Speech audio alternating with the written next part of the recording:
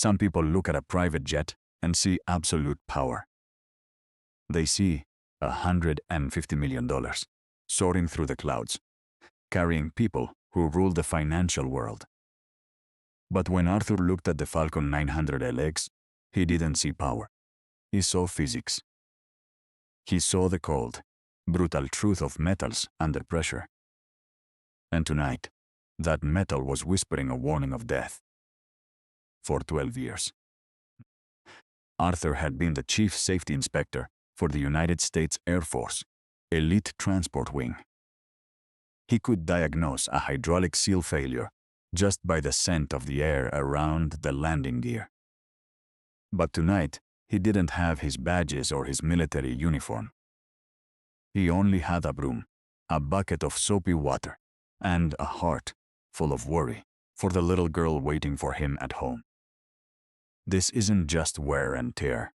This is a cold shut casting defect, Arthur whispered to himself. The shear pin is under-torqued by at least 20 foot-pounds. It's going to snap on impact. Suddenly, heavy footsteps echoed through the hangar.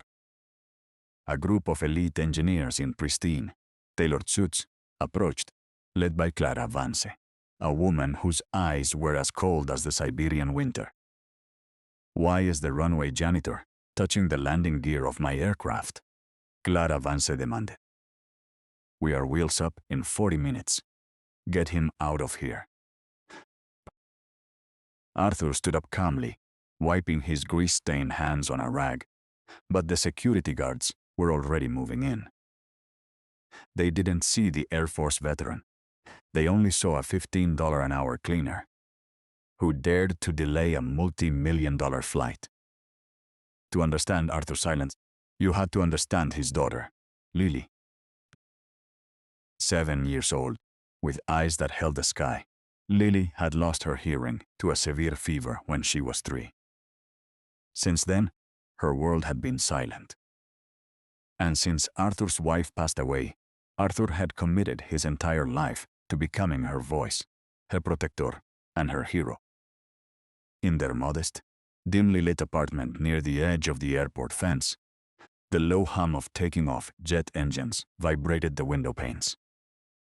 Lily sat at a small wooden table, drawing a massive jet with bright green wings. Arthur walked in, placing a warm plate of simple food in front of her, and signed to her using American Sign Language.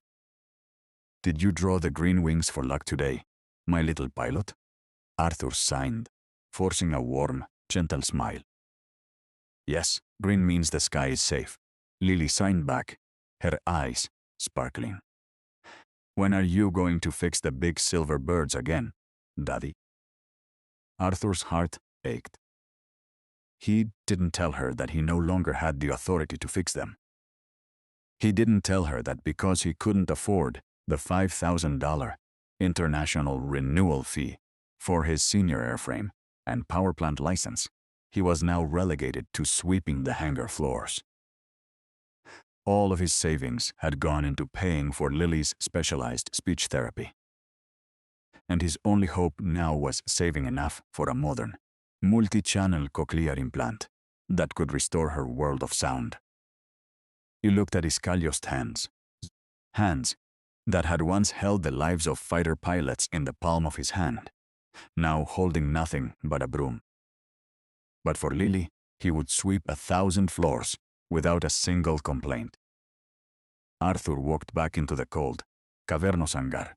No, his heart heavy but his eyes locked onto the front landing gear of the Falcon 900 LX.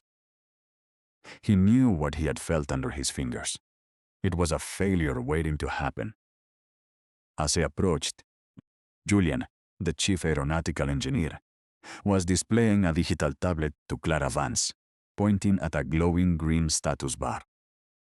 "The diagnostic is flawless, Miss Vance," Julian said, his voice dripping with smooth, academic confidence.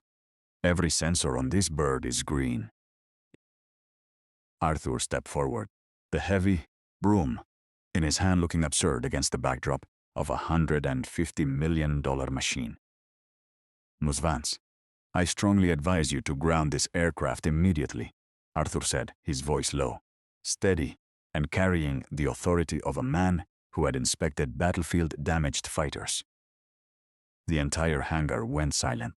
Julian's smile vanished, replaced by an expression of pure, elitist disgust. "Excuse me?" Julian sneered, stepping between Arthur and the aircraft. "Who let this broom pusher near our diagnostic perimeter?" "The main landing gear collar has a microscopic casting defect," Arthur replied, ignoring the insult and looking directly at Clara. "Additionally, the locking bolt on the torque link is cross-threaded. If you taxi on this wet runway, the vibrations will cause a complete structural failure upon touchdown." Julian let out a sharp, mocking laugh, turning to the other engineers who quickly joined in. "A microscopic defect? We ran a full digital ultrasound on this landing gear 3 days ago, old man. The software registered 0 anomalies. Do you think your dirty, grease-stained thumb is more accurate than a $6 million AI-driven sensor array? Software doesn't feel the temperature differential of metal under humidity, sir," Arthur said, his tone remaining ice-cold and calm. "The bolt is cross-threaded because someone used an impact wrench instead of a manual torque limit tool to speed up the process. I know the feel of military-grade titanium. That collar is going to fail." Clara Vance tapped her foot impatiently, looking at her diamond-encrusted watch. To her, time was money, and this dirty worker was wasting both. "Enough of this nonsense," Clara snapped, her eyes narrowing at Arthur. "Julian, is the plane safe? I have a $150 million merger signing in Chicago at midnight. If I am late, the board will vote against the acquisition." "It is perfectly safe, Miss Vance," Julian assured her, giving Arthur a venomous look. "I will personally sign off on the flight manifest. As for this maintenance assistant, I will have security remove him, and I will personally see to it that he is terminated tonight." Arthur looked at Clara. Then at Julian, he saw the pride, the arrogance, and the complete blindness to the laws of physical reality. He knew he could not convince them, but he also knew he could not live with the alternative. Arthur was led out of the VIP terminal by 2 towering security guards. The heavy glass doors slid shut behind him, cutting off the warm, bright lights of the executive lounge. The cold night air hit him like a physical blow. He stood under the overhang of the terminal roof, watching the rain create shimmering, chaotic puddles on the dark asphalt. In his hand, he held his security badge. The plastic was roughly split in 2, the jagged edges catching on his calloused skin. He had no job, he had no security clearance. And in a few hours, the entire aviation community on the East Coast would know him as the unstable janitor who tried to ground a billionaire's plane. His pocket vibrated. Arthur pulled out his phone. The screen cracked and damp from the rain. It was a text message from Dr. Aris, Lily's audiologist. "Mr. Miller, this is Dr. Aris. We received the deposit deadline for Lily's cochlear surgery. If the remaining $4,500 is not paid by Friday, her slot will be given to the next child on the waiting list." Arthur stared at the words until they blurred. He had calculated every dollar. His plan was to work double shifts for the next 3 weeks, taking every overtime hour Julian offered just to scrape together the final deposit. Now, that plan was dead. If he walked away quietly, went home to Lily, and apologized to Clara Vance tomorrow, maybe, just maybe, they would let him keep his sweeping job. He could pretend he was mistaken. He could tell them. His eyes were old, and he had misread the metal. He looked back at runway 4. The silver Falcon 900LX was already starting to taxi, its navigation lights blinking through the heavy curtain of fog. He knew the pressure on that landing gear was increasing with every foot it moved. He pictured the cold shut, casting defect under the intense weight of the fuel. He pictured the moment those wheels would touch the concrete in Chicago at 140 knots. The metal would shear. The fuselage would scrape. The fuel line, positioned right above the landing gear collar, would rupture, dumping raw fuel into the white-hot exhaust of the engines. A hero doesn't look away when he knows the bridge is broken, Arthur whispered to himself. He thought of Lily's drawing. She had painted those wings green because she believed her father kept the sky safe. He couldn't look his daughter in the eye and sign those words if he stayed silent tonight. Arthur turned his back on the terminal, walked out into the pouring rain toward the public parking lot, and climbed into his battered old truck. He had to act, and he had to do it before that plane reached the runway. Arthur sat at a corner booth of a dimly lit 24-hour coffee shop just outside the airport perimeter. The neon sign outside buzzed with a low, irritating hum, casting flickering red and blue shadows across his wet face. His clothes were still dripping, forming a small pool on the cracked linoleum floor beneath his boots. He didn't care about the cold. He didn't care about the dampness. His focus was entirely on the objects he had carefully lined up on the laminated table. First, his old leather-bound military safety journal, a heavy book with worn edges and yellowed pages filled with technical drawings, estrés formulas, and inspection stamps from his days in the Air Force. Next to it lay a heavy, oil-slicked metallic bolt. It was a cross-threaded locking bolt that he had pulled from the discard bin in Hangar 3 earlier that week, using it as a physical reference to confirm what he had seen on the Falcon 900 LX. They think software sees everything, Arthur muttered, his voice barely audible over the rain beating against the coffee shop window. But software only sees what it is programmed to look for. For 3 days, Arthur had tracked the incoming maintenance logs of Vance Aerostructures, a low-cost subcontractor Clara Vance's firm had recently acquired to maximize profit margins. He had noted a sudden shift in the metallurgic signatures of the replacement parts being shipped from their domestic foundries. They were using cheap, recycled titanium alloy, material that had not undergone the mandatory vacuum arc remelting process required for heavy impact landing gear. The digital sensors Julian boasted about had been calibrated for high-grade virgin titanium. They were completely blind to the microscopic density variations of recycled scrap metal. Arthur opened his battered laptop, the fan screaming as it struggled to boot. He connected to the public Wi-Fi, bypassed 3 standard administrative layers, and accessed a secured federal portal he hadn't used since his retirement, the FAA Emergency Airworthiness Hotline. His fingers moved with practiced, military precision, typing out a highly structured, forensic engineering breakdown. He uploaded macro photographs of the casting defect from his phone, cross-referencing the batch codes of the low-grade titanium with the flight manifest of tail number N774, CV. Report origin, former Master Sergeant Arthur Miller, USAF Safety Inspector Class 1, he typed, his eyes reflecting the harsh blue light of the screen. Target aircraft, Falcon 900 LX, tail number N774. Critical threat level 1, under-torqued shear pin and active micro-cracking on main gear assembly due to recycled alloy contamination in batch 4492B. Estimated time to structural failure upon dynamic impact, 100%. Advise immediate ground stop under federal regulation, Part 39.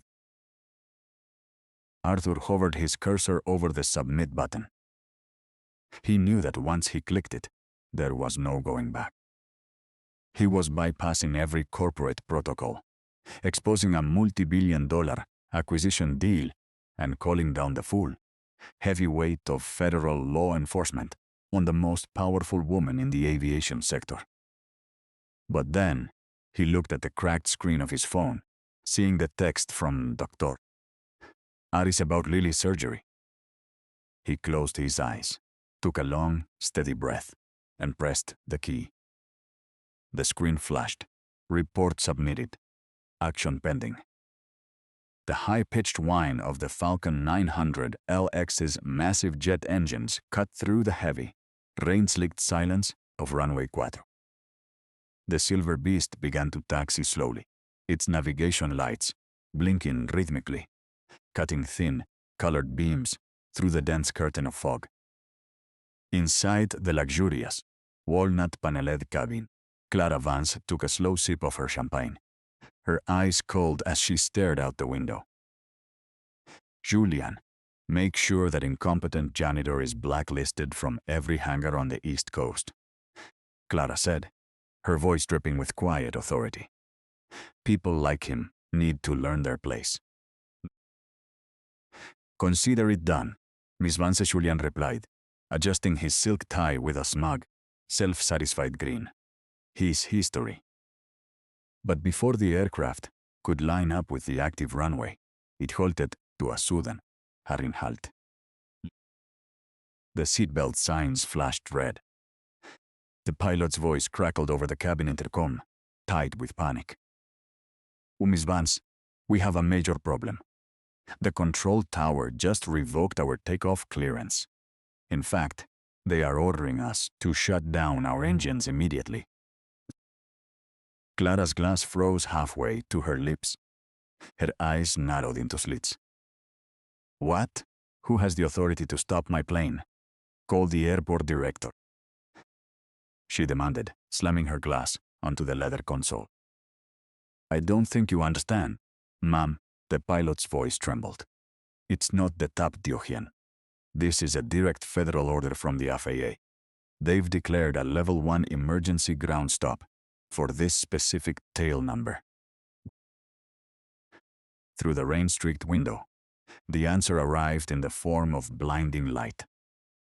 3 heavy, black SUVs with flashing red and blue strobe lights breached the perimeter fence, racing across the wet tarmac at high speed. They screeched to a halt, forming a barricade directly in front of the aircraft's nose gear, blocking its path. Men in dark windbreakers with the bold, white letters of a federal inspector stepped out into the pouring rain, their flashlights illuminating the silver fuselage of Clara's pride and joy. Clara Vance slammed her heavy leather portfolio onto the cold glass conference table, the sound echoing sharply through the quiet VIP executive lounge. Standing across from her was Chief Inspector Miller of the Federal Aviation Administration's Northeast Region, a tall, stern man in a dark federal windbreaker whose eyes showed absolutely no intimidation. Beside Clara, Julian was sweating profusely, his fingers trembling as he tapped frantically on his digital tablet, trying to find an escape. This is unconstitutional harassment, Clara snarled, her voice shaking with rage. Do you have any idea how much money this delay is costing my firm? I am signed to finalize a merger in Chicago in less than 2 hours. If this deal collapses, I will personally see to it that every single one of your badges is stripped. Chief Inspector Miller didn't flinch. He slowly unzipped his folder, pulled out a thick document, and slid it across the glass table.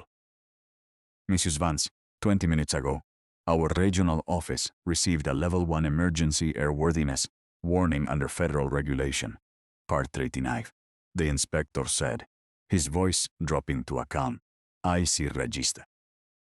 The technical forensic breakdown we received was so precise, so mathematically undeniable, that I was legally required to issue an immediate regional ground stop for your aircraft. The report contains metallurgic stress data and manufacturing serial numbers that only 3 people in this country have the security clearance to access. Clara laughed dryly, though her chest tightened. A whistleblower? Who? Which one of my competitors paid for this cheap sabotage? Competitors. Chief Inspector Miller let out a faint, humorless smile. No, Miss Vance, your competitors didn't send this. The report was submitted by Arthur Miller, former Master Sergeant of the United States Air Force and Chief Safety Inspector of the Elite Transport Wing. He is currently employed as a janitor in your very own hangar because he couldn't afford the $5,000 international renewal fee to update his civilian credentials. Clara froze. The name hit her like a physical blow. She slowly turned her head toward Julian, whose face had gone completely pale. Chief Inspector Miller tapped the screen of his projector, displaying a highly detailed structural blueprint of the Falcon 900 LX nose landing gear. Red circles illuminated the exact areas of microscopic stress concentration and the specific batch numbers of the defective metal. The inspector didn't just find a crack, Miss Vance, Miller continued, his eyes locking onto Clara. He identified that your low-cost subcontractor, Vance Aerostructures, used non-certified recycled titanium alloy in batch 4492B to cut corners and meet quarterly budget targets. If this aircraft had departed tonight and touched down at 140 knots on the wet runway in Chicago, the nose gear assembly would have sheared off instantly. The broken metal would have punctured the main fuel line directly above the housing, dumping raw, pressurized fuel straight into the white-hot intake of your active engines. You wouldn't have signed a merger tonight, Miss Vance. You and your team would have been a 500-mile-an-hour fireball on runway 2L. Clara felt the air leave her lungs. The room seemed to tilt. She looked at Julian, her voice dropping to a harsh whisper. Julian, is this true? Julian stumbled backward, his tablet slipping from his hands and clattering onto the floor, the green status bar shattering on the screen. We were under immense pressure to cut costs after the acquisition, Miss Vance. Julian stammered, his eyes darting to the door. We didn't think anyone would notice a microscopic variance. You fired the only man who could see the truth, Chief Inspector Miller said coldly, signaling to the 2 federal agents waiting by the door. Julian, you are under arrest for federal safety fraud and endangering the lives of flight crew and passengers. As the handcuffs clicked into place around Julian's wrists, Clara sank slowly into her leather chair, staring at the blueprint on the wall. The man she had dismissed as mere runway trash, the man she had ordered to be thrown out into the rain, had just saved her life. The storm had passed, leaving the morning asphalt clean, fresh, and gleaming under the first rays of a golden dawn. Arthur sat on the small wooden porch of his rented house, his calloused hands wrapped around a warm, steaming mug of black coffee. Beside him on the step, Lily was happily running her fingers through the air, holding her paper aircraft model with the bright green wings, making it soar over imaginary clouds. Arthur watched her, the heavy, exhausting weight that had pressed down on his chest for months, finally beginning to lift. He had no job, and his security badge was in pieces, but as he looked at his daughter's clean, bright smile, he knew he had made the only choice that mattered. Suddenly, the quiet hum of a sleek, clean black sedan broke the silence of the neighborhood as it rolled slowly up to the curb. The passenger door opened, and Clara Vance stepped out onto the damp pavement. The fierce, untouchable coldness in her eyes was gone, replaced by a pale, exhausted, and deeply humbled expression. She walked up the narrow garden path slowly, her expensive heels clicking softly against the concrete, her head bowed in a way she had likely never done in her entire life. Arthur stood up calmly, placing a warm, protective hand on Lily's shoulder as Clara stopped at the bottom of the porch steps. "Mr. Miller," Clara began, her voice tight, shaking slightly as she looked up at the man she had dismissed as mere runway trash. "I am not here to make excuses for how I treated you. If you had not bypassed my security, if you had not sent that report to the FAA, I would not be alive to stand on this porch today." Julian has been arrested by federal agents for safety fraud and endangering lives, and Vance Financial, my entire company, owes you its very existence. Arthur remained still, his expression calm and unreadable, his voice carrying the quiet, unwavering dignity of a veteran. "I didn't send that report to save your company, Miss Vance," Arthur said softly. "I did it because there were flight crew members on that plane who have families waiting for them. And I did it because my daughter believes her father keeps the sky safe. I could never look her in the eyes and sign those words to her if I had chosen to stay silent." Clara looked down at Lily, who was staring up at her with big, curious eyes. Lily smiled warmly and signed hello to the tall lady in the expensive coat. Clara's chest tightened, a tear finally escaping her eye, as she realized how close her arrogance had come to destroying everything. She reached slowly into her coat pocket, pulling out an official document bearing the gold seal of Vance Financial, and placed it gently on the wooden table next to Arthur's coffee. "This is an official executive offer letter," Clara said, her voice dropping to a respectful, earnest whisper.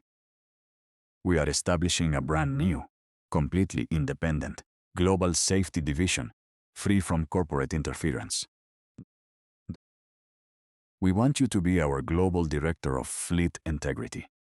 The starting salary is $250,000 a year, with full medical coverage that begins today. And I have personally pre-funded the trust for your daughter's multi-channel cochlear implant surgery. The hospital has already cleared her slot for this Friday." Arthur stared at the document, his breath catching in his throat, as the heavy burden of the past 4 years dissolved in an instant. Lily tugged gently at his grease-stained shirt, looking up at him with her hands moving in fluent, beautiful signs. "Is the sky safe now, Daddy?" Arthur knelt down, pulling his little girl close into a tight, warm embrace as tears finally welled in his eyes and signed back against her cheek. "Yes, sweetheart. The sky is safe, and we are finally going home." Sometimes, the greatest victories aren't won in the glass boardrooms of billionaires or high above the clouds. They are won in the quiet, dusty corners of our lives, where honesty and a father's love refuse to bend to the weight of gold. Because in the end, true value isn't measured by the price of the private jet you fly in, but by the depth of the love you leave on the ground